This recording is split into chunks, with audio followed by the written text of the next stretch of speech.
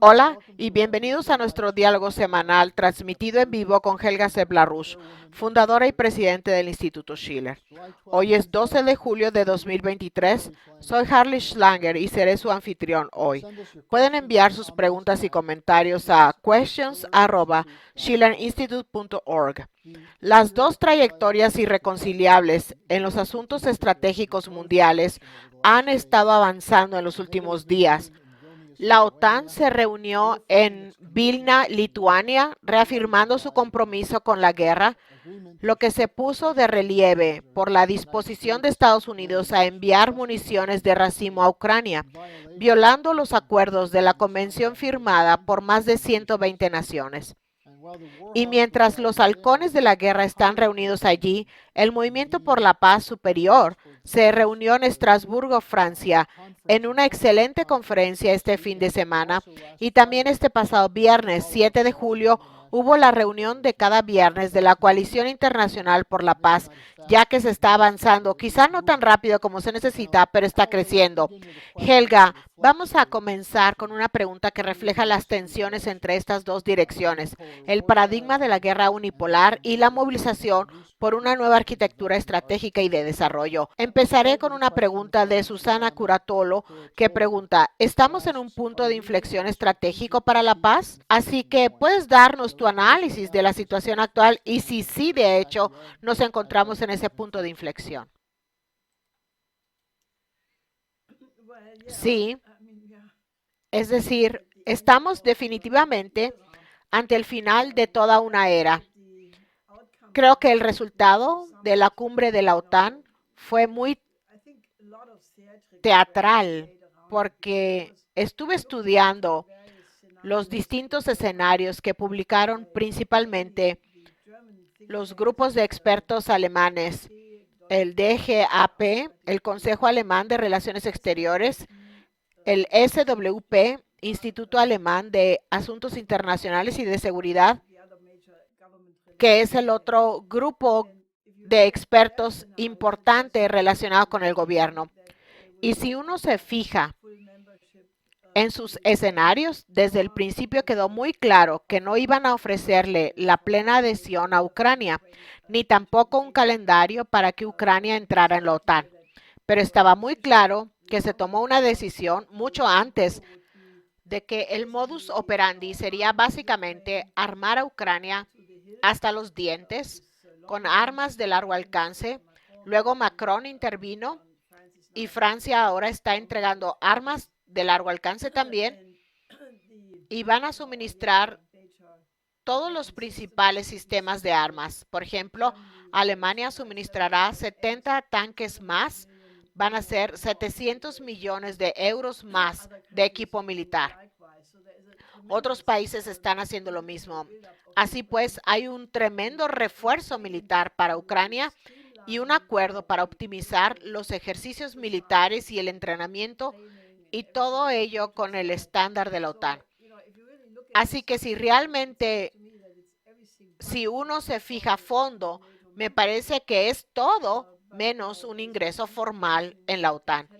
Pero la integración, la inteligencia, la ayuda con los ciberataques, todo eso sí se produce.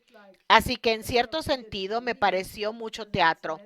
El presidente Zelensky hizo un poco de teatro también, diciendo que estaba muy decepcionado porque no había un calendario. Pero luego, a medida que avanzaba la cumbre, se mostró muy satisfecho con el resultado. El problema de la cumbre es que se trata de la agenda global de la OTAN. Tuvieron una sesión entera para los invitados, que eran los 4 países del Pacífico, Japón, Australia, Nueva Zelanda y Corea del Sur. Y se habló mucho de China en ese contexto, de que los problemas del Euroatlántico son los problemas del Indo-Pacífico y viceversa. Así que si dejamos a un lado todo el confeti y la discusión, es la agenda de la OTAN global, es la agenda de tratar no solo a Rusia, sino también a China cada vez más como un adversario. Y no había ninguna posibilidad de poner fin a la guerra, de tener algún tipo de paz negociada. Así que, en cierto sentido, es, por desgracia, exactamente lo que se esperaba. En ese sentido, no veo un punto de inflexión, pero sí veo un punto de inflexión en que la situación es tan tensa que no puede continuar. Quiero decir, ¿qué es esto de hacer este compromiso a largo plazo para el fortalecimiento militar de Ucrania, cuando obviamente las economías occidentales están en condiciones terribles? Hubo esto, lo que el presidente Biden dijo, que la razón por la que Estados Unidos decidió enviar bombas de racimo, y Biden casi lloró lágrimas de cocodrilo, diciendo que era tan difícil tomar esta decisión, pero que tenía que hacerlo porque las otras municiones se habían agotado. Esto plantea muchas preguntas. ¿Cómo puede ser que la potencia militar más fuerte del mundo, Estados Unidos, que tiene ahora mismo un presupuesto militar de $1 billón al año, eso no es una minucia, que no pueden producir suficientes municiones para seguir alimentando esta guerra? Se suponía que Rusia se había derrumbado. ¿No era ese el cuento?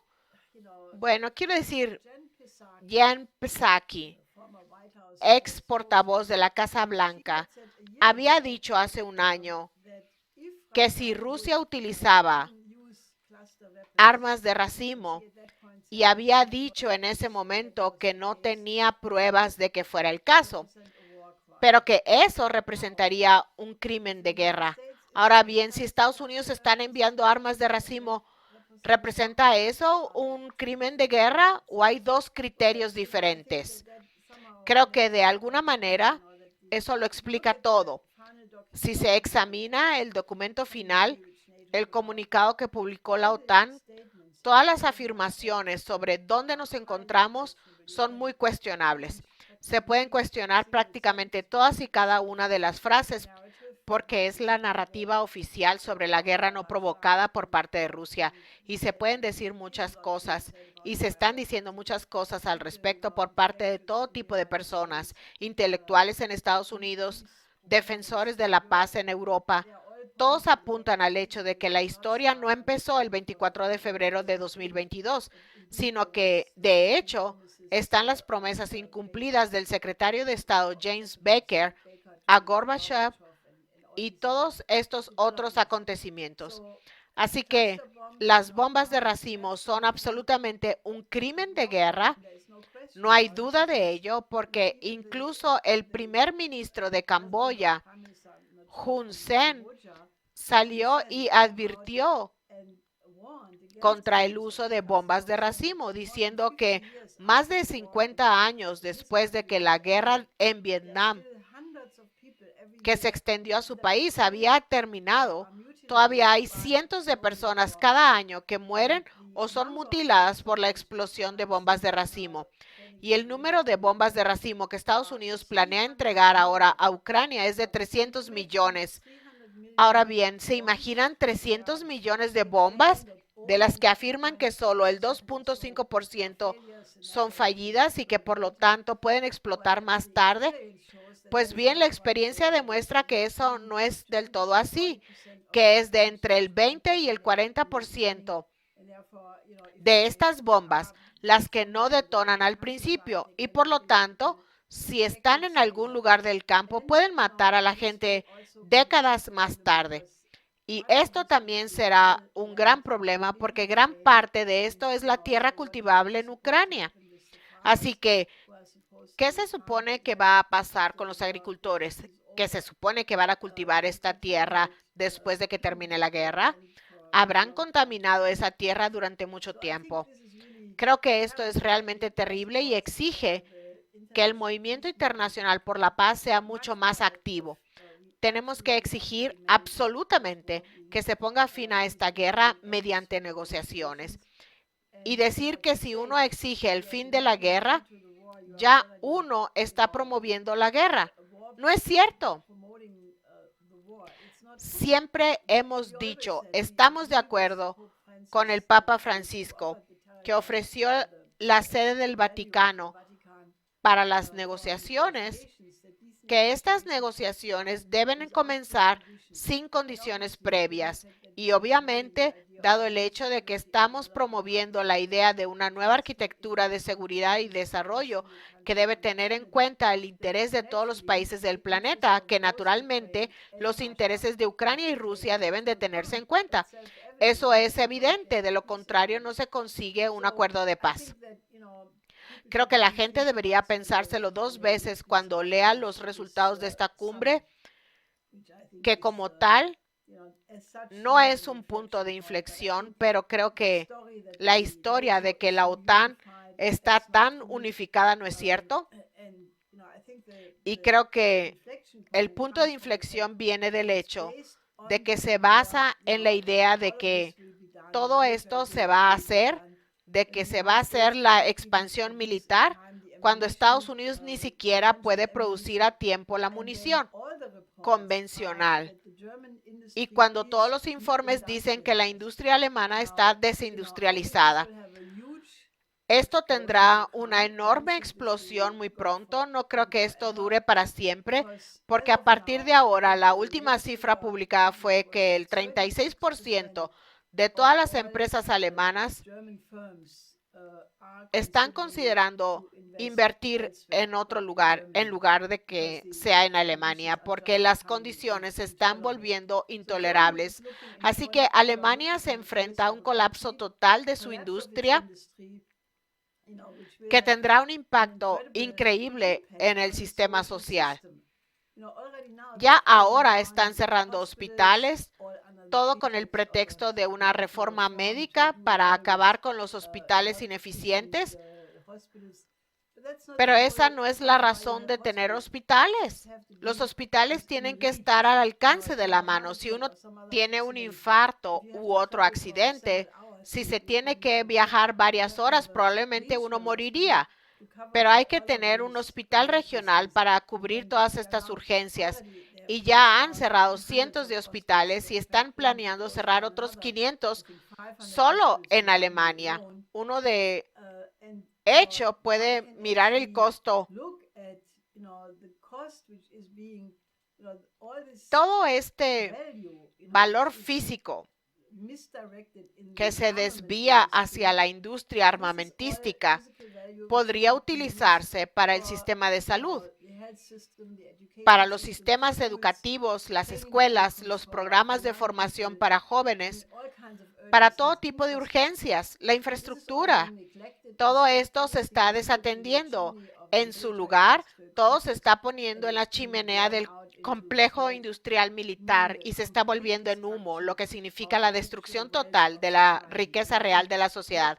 Creo que esa es la bomba de tiempo en la que se está quemando la mecha, porque con el colapso del sistema y las consecuencias sociales de esto no se puede mantener para siempre. Así que mi idea es que el talón de Aquiles de todo el monstruo de la OTAN, y es un monstruo, es que es un coloso con los pies de barro porque la economía en la que se basa está totalmente podrida. Tenemos un par de preguntas sobre la creación de un sistema alternativo. Primero, sobre la conferencia de Thomas B. dijo, gracias por la conferencia, refiriéndose, creo, a la conferencia de Estrasburgo. Reunir a gente de todas las naciones con un solo propósito para la humanidad, eso es lo que se necesita. Sobre esto, hay una pregunta de Mushtaq, profesor de ingeniería, que escribe, necesitamos soluciones concretas para abordar los intereses nacionales de los distintos países. ¿Cómo se hace eso? Bueno, en realidad es muy fácil, porque si van al primer principio de mi propuesta de 10 principios para una nueva arquitectura internacional de seguridad y desarrollo, el primer principio es que cada nación debe ser absolutamente soberana. Porque de la misma manera que no hay un passe-partout, que es una llave maestra para la manera correcta de hacer las cosas, hay que tener en cuenta en cada nación la tradición cultural, las especificidades de la geografía la demografía, todo tipo de factores que son diferentes en cada país. Y tiene que ser la decisión soberana de cada país elegir el camino de su propio desarrollo. Pero los principios de la economía física son universales. El concepto muy importante que desarrolló mi difunto esposo, Lyndon LaRouche, de que existe una correlación entre la densidad de flujo energético utilizado en el proceso de producción y la densidad relativa potencial de población, que puede mantenerse con el nivel de densidad de flujo energético utilizado en el proceso de producción. Eso es cierto para todos los países. No importa si se tiene una economía llamada comunista o si se tiene una economía que es más, digamos, mercantilista o más de libre comercio, aunque esa es la más problemática debido a las razones que dio Federico List y Henry C. Carey de por qué existe ese problema. Pero entonces, una vez que tiene uno resuelto eso, entonces cada nación tiene derecho a su propio desarrollo de los principios universales de economía física, lo que es productivo y lo que no es productivo. Entonces se puede tener una colaboración armoniosa de los diferentes microcosmos, buscando sus propios intereses para tener el máximo desarrollo beneficioso dentro del microcosmos, pero tratando el desarrollo de los otros microcosmos como sus propios intereses y viceversa. Así, el desarrollo de todos los microcosmos representa la armonía en el macrocosmos, es decir, la economía mundial en su conjunto. Así que esto no es realmente tan difícil porque una vez que hay el respeto por la soberanía del otro, el principio de no interferencia en el sistema social del otro, el respeto por el otro país para conseguir su propia manera de hacer las cosas, es muy fácil.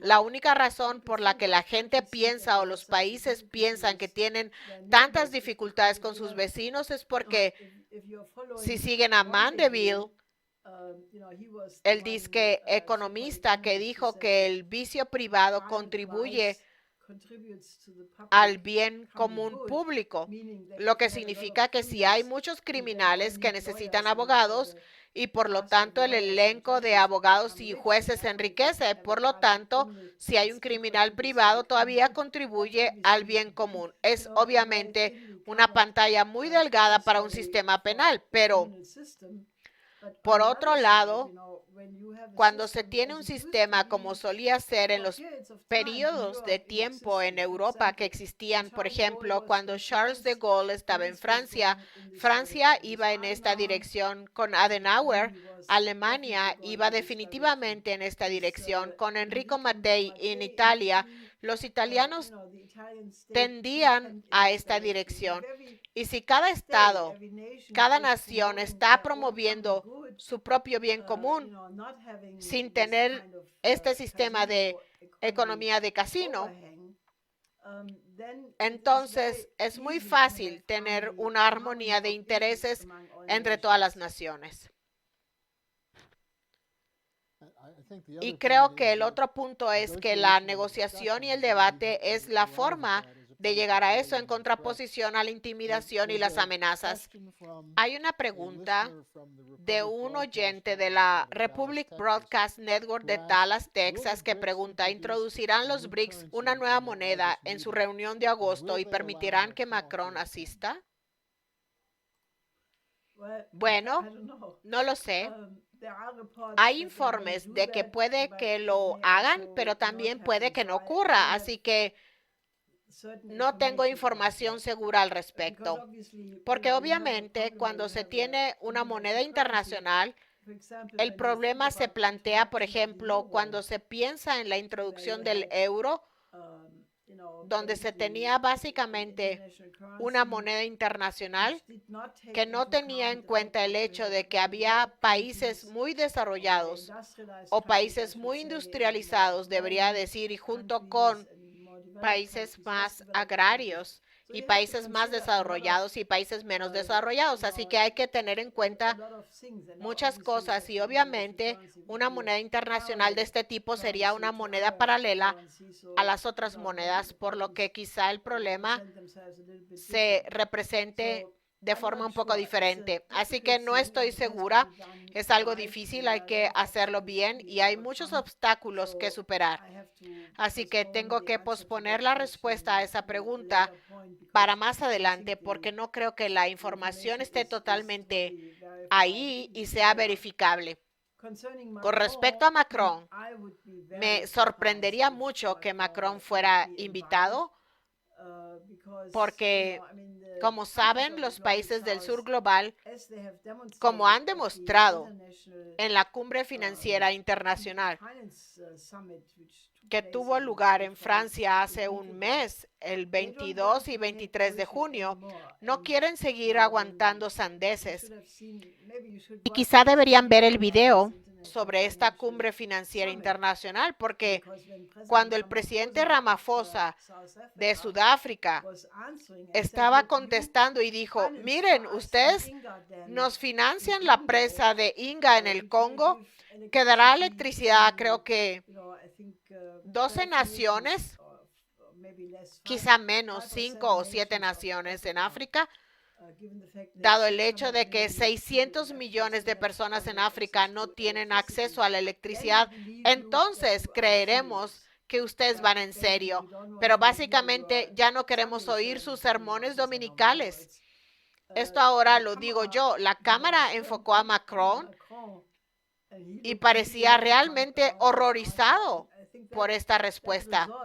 Y creo que esa determinación que los países del sur global, estos son países que han sufrido en parte 500 años de colonialismo y después del periodo de posguerra en la supuesta independencia que obtuvieron en diferentes momentos, vieron que el sistema de colonialismo persistió en las formas de las condicionalidades del FMI, en la forma de las condiciones comerciales, las normas de la OMC y cosas similares, por lo que realmente han llegado al punto de que no quieren esto más. Y ya que tienen una alternativa en este momento en la forma de China, de la iniciativa de la Franja y la Ruta, de los BRICS y muchas otras organizaciones como la Organización de Shanghai y otras organizaciones que ahora evolucionan. Así que a mí me sorprendería, pero si invitaran a Macron, estoy segura de que tendría que comportarse, pero no estoy segura de que lo inviten en primer lugar. No estoy seguro de que pudiera comportarse. Otra pregunta sobre este mismo tema se trata de alguien cuya dirección de correo electrónico es Go Global South. ¿Acaso India será manipulada para que desempeñe un papel activo en la alianza Quad? ¿Biden está intentando apartar a India de Rusia? La respuesta a esto último es sin duda sí. El occidente democrático, esa gente que se basa en las normas y los valores, que no tiene ningún problema en enviar bombas de racimo a Ucrania. Steinmeier, que naturalmente está en contra de las bombas de racimo, pero no quiere caer en brazos de Biden. Entonces la gente recordó, espera un segundo, Steinmeier sabía de este ciudadano alemán Kurnaz, que estuvo durante muchos años encarcelado siendo inocente en Guantánamo. Y Steinmeier lo sabía y no hizo nada. Así que la gente recuerda todas estas cosas. De todos modos, volviendo al orden basado en los valores, creo que el problema básico es que nos encontramos en una situación en la que el mundo entero está evolucionando hacia un sistema que aún no está claro dónde acabará. Este es el gran reto de nuestro tiempo que tenemos ahora mismo. El final del viejo sistema, y ese sistema está acabado con toda seguridad. Nada hará que el genio vuelva a la botella, pero cooperará Occidente con los países del sur global los países de África, América Latina, Asia, que es lo razonable. No necesitaríamos ningún conflicto si Occidente decidiera cooperar con el sur global.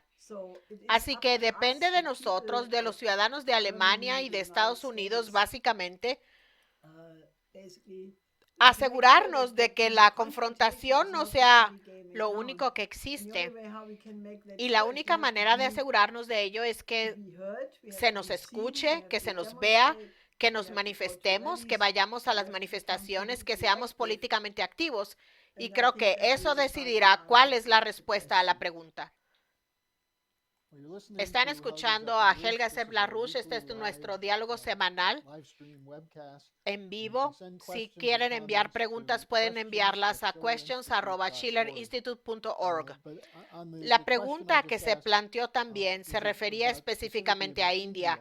¿Crees que los esfuerzos de Biden y Blinken van a funcionar con India? Bueno, como he dicho, van a intentar por todos los medios atraer a todos los países del sur global. Ellos viajan a Brasil, a África, a todos tipos de lugares, a la India. Había un montón de estas personas, von der Leyen, varias otras más. Había una gran preocupación de que cuando Modi fuera a Estados Unidos, acabara uniéndose a la OTAN global. Yo estaba un poco escéptica porque tengo muchos amigos de muchos años de amistad de India y todos decían, no, India seguirá siendo independiente. Y resultó que Modi fue a Estados Unidos, entabló amistad con Estados Unidos, pero luego volvió. Creo que fue después de la reunión de París, llamó a Putin para informarle, para asegurarle que la amistad con Rusia es de larga duración y se mantendrá. Así que mi intuición me dice que aunque se están haciendo todo tipo de maniobras y esfuerzos para utilizar el conflicto entre Pakistán y la India, las tensiones con China, todo tipo de conflictos regionales para manipular la situación, creo que India es básicamente un país que dicen, miren, somos el país con más habitantes, más que China, tenemos una economía en rápido crecimiento y una de las civilizaciones más antiguas del mundo. Así que no creo que India se deje arrastrar a estos juegos, aunque haya peligros, sin ninguna duda, pero creo que la no alineada de la India es más fuerte.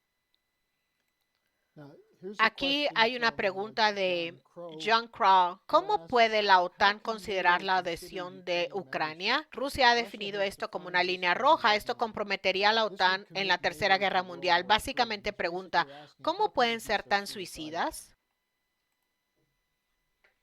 Bueno, está claro que lo son. Y creo que la élite de Occidente no hay tanta diferencia, es decir, Estados Unidos, Gran Bretaña y la Unión Europea. Creo que han perdido el sentido de la realidad. Están diciendo cosas. Si se tuviera a alguien de una generación anterior, digamos, a Franz Josef Strauss en Alemania, o Herbert Werner, o Helmut Schmidt, y ellos escucharan lo que esta gente están diciendo, dirían, ¿de dónde ha salido esta gente? ¿En qué película están? Creo que todos sufren de estar desconectados totalmente de la realidad y creo que se creen su propia propaganda, es decir, se han esforzado tanto en hacer la propaganda de la OTAN, la propaganda occidental sobre nosotros los guapos, nosotros los buenos, nosotros que siempre tenemos razón, nosotros que nos basamos en valores. Es una arrogancia, como si esos otros países no tuvieran valores. No quiero abrir un gran alboroto, una agitación, porque no creo que sea la cuestión principal, pero en Occidente están impulsando esta cuestión del LGBT Rusia y China y muchos otros países la rechazan porque dicen esto va totalmente en contra de nuestros valores tradicionales que se basan en el cristianismo o Confucio. Y dicen, mantendremos nuestros valores. ¿Quiénes son estas personas en Occidente que dicen que se trata de autócratas, de dictadores, solo porque no quieren que se arruinen sus valores y se impongan otros ajenos a su propia cultura y tradición?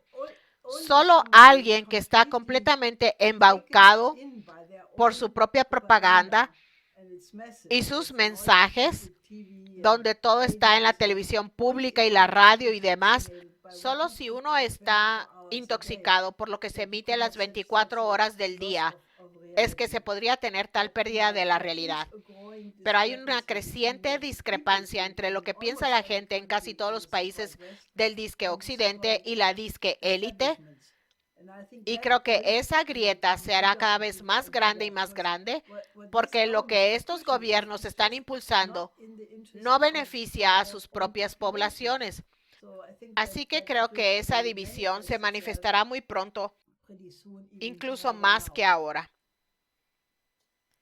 Helga, tuvimos un panel científico muy interesante que abordó la cuestión del clima en la conferencia del 8 y 9 de julio en Francia. Y hay una pregunta de JT que se refiere a la ola de calor en el suroeste de Estados Unidos y pregunta, si Phoenix, Arizona, corre el riesgo de sufrir un apagón que mataría 9 veces más gente que el huracán Katrina, ¿por qué nos limitamos a ver cómo ocurre en lugar de actuar ante la amenaza? Y la implicación es que la política energética de Estados Unidos deja a la gente vulnerable a estos cambios extremos. La pregunta es, ¿por qué nos limitamos a observar en lugar de hacer algo? Bueno, casi todas las supuestas anomalías o emergencias climáticas son, y esto se puede demostrar en todos los casos, el resultado de una falta de inversión en la infraestructura, la energía, la gestión del agua o cualquier otra medida de infraestructura de este tipo. Miren, si la gente es honesta, hubo olas de calor antes. Recuerdo que en 1976 estaba de viaje en Francia porque tenía reuniones políticas y viajaba a lo largo del río Loira, que tiene un hermoso castillo tras otro, y todo el río había desaparecido porque había una sequía. Ese mismo año fue cuando se produjo el mejor vino. Decían que era el vino de un siglo, porque si se tiene mucho sol y determinadas condiciones, el vino se vuelve muy bueno. Estas cosas ya han ocurrido antes. En el panel científico, los científicos italianos y alemanes, entre otros, volvieron a demostrar rotundamente, como ya se ha dicho muchas veces, que los cambios meteorológicos son, en su mayor parte, el resultado de ciclos en el sistema solar. Ciclos que no tienen absolutamente nada que ver con la llamada actividad antropogénica. Por lo tanto, creo que la única respuesta es que tenemos que invertir en la gestión del agua, en las infraestructuras que puedan hacer frente, por ejemplo, a las inundaciones o a las sequías. Por ejemplo, también si se gestionan los bosques, si se tratan como una parte más de la agricultura, no se producen este tipo de incendios devastadores. O tememos el ejemplo de la terrible inundación de hace 2 años en Alemania, en el valle del río Ahr, donde murieron ahogadas casi 200 personas en plena Alemania. ¿Por qué? Dicen que fue el cambio climático. No fue el cambio climático. Habían eliminado ciertas zonas de captación donde se podría haber recogido el agua contra esas inundaciones. Eso se eliminó por razones de costos o incluso por razones ecologistas. Así que en todos estos casos, si se conoce el alcance de las posibilidades meteorológicas, se pueden gestionar todas estas cosas y se pueden ajustar y tener sistemas que funcionen. E incluso si se produce un cambio climático en una u otra dirección, hay que adaptarse a él. Groenlandia era verde en algún momento. En lo que hoy es Gran Bretaña se producían uvas para vino. En Siberia se cultivaban frutas que ahora son imposibles debido al estado del permafrost. En el desierto del Sahara había hermosas jirafas que comían de las higueras. La razón por la que sabemos eso es porque hay cuevas con pinturas que muestran grandes animales comiendo frutas. Ahora, esto es un desierto hoy en día. ¿Cómo tuvo la gente en medio del desierto la idea de hacer tal pintura? Obviamente porque tal cosa existía. Creo que la respuesta a todo esto es invertir en la infraestructura, reconquistar el desierto mediante la desalinización a gran escala del agua del océano y reconquistar las zonas que ahora son desérticas y pueden acercarte. Miren a China, por ejemplo. Han creado un bosque en un área del tamaño de Alemania. ¿Se imaginan lo que eso supone para el clima? Se trata de una zona en la que antes existía un desierto. Este tipo de cosas son eminentemente posibles y el hecho es que no se están haciendo o se están utilizando mal para construir un cuento de hadas sobre el cambio climático provocado por el hombre. Helga, aquí hay una última pregunta que en realidad se remonta a lo que estábamos hablando antes sobre el sur global de nuestro amigo Jerry, el vaquero de la motocicleta. Pregunta, independientemente de lo grande que crezca la coalición del sur global, ¿cuál es su fuerza para derrocar el orden unipolar? Bueno, son la mayoría de la población humana. Ya representan algo así como el 80% de todas las personas que viven en este planeta tienen economías dinámicas que crecen muy rápidamente. Y creo que lo que es muy importante, ahora mismo hay en varios países un liderazgo existente que es intelectualmente extremadamente excelente, que es moralmente excelente. Y creo que como no son unos sino muchos, creo que la posibilidad de que este proceso se revierta no lo veo. Quiero decir, si se tiene una guerra nuclear, entonces todo el mundo morirá. Pero aparte de eso, estos países no planean derrocar el mundo unipolar. Solo insisten en tener un mundo multipolar y ese ya existe. Llevo mucho tiempo insistiendo en que un mundo multipolar es mejor que un mundo unipolar, porque un mundo unipolar solo puede funcionar sobre la base de una concepción del Estado como el Leviatán, la idea de que el pueblo es malo y por tanto se necesita una potencia militar fuerte para contenerlo, que es exactamente lo contrario de lo que pedía John Quincy Adams. Dijo que Estados Unidos no deberían salir a buscar monstruos, o Kennedy en el famoso discurso de la paz, donde dijo que Estados Unidos no deberían tratar de tener una pax americana que se mantiene a través de las armas, sino una paz real. Pero he estado insistiendo en que ni siquiera la multipolaridad es suficientemente buena, porque potencialmente sigue teniendo el germen de la geopolítica, lo que significa que un grupo de naciones tiene un interés contra el interés de otro grupo de naciones, y eso todavía tiene el germen de una potencial guerra mundial. Creo que tenemos que pasar a un paradigma completamente nuevo, un paradigma en el que la humanidad como un todo esté en primer lugar en la mente de todos y en el que el impulso patriótico legítimo de luchar por los intereses de la nación de uno no está en contradicción con los intereses de la humanidad única. Y creo que tenemos que avanzar hacia esa cohesión y ese fue el tema de nuestra recién concluida conferencia del Instituto Schiller en Estrasburgo y solo puedo animarles a que la vean porque fue realmente una conferencia extraordinaria en cuanto a la calidad de los ponentes, el nivel del debate, y creo que les dará mucha esperanza el verla. Helga, recibí una nota de alguien que estuvo en la conferencia que decía: felicidades a Helga, a la organización francesa y al Instituto Schiller por una extraordinaria conferencia. Los videos estarán disponibles en las próximas 24 horas. Búsquenlos en la página del Instituto Schiller. Gracias por acompañarnos y nos vemos la semana que viene.